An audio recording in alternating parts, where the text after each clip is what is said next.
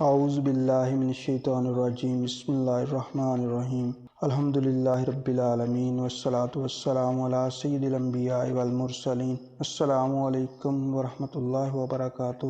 جو یہ دعا صبح و شام 7 مرتبہ پڑھے، اللہ تعالیٰ اس کی تمام غموں سے حفاظت فرمائے گا۔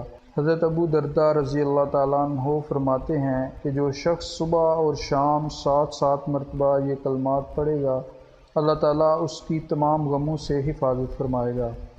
وہ کلمات یہ ہیں: بسم اللہ الرحمن الرحیم، حسبی اللہ لا الہ الا هو علیہ توکلت وہو رب العرش العظیم۔ ترجمہ: مجھے اللہ ہی کافی ہے، اس کے سوا کوئی معبود نہیں، میں نے اس پر بھروسہ کیا اور وہی عرش عظیم کا مالک ہے۔ جو شخص صدقے دل سے یہ کلمات پڑھے گا تو اللہ تبارک و تعالیٰ اس کی دنیا و آخرت کے تمام غموں سے حفاظت فرمائے گا۔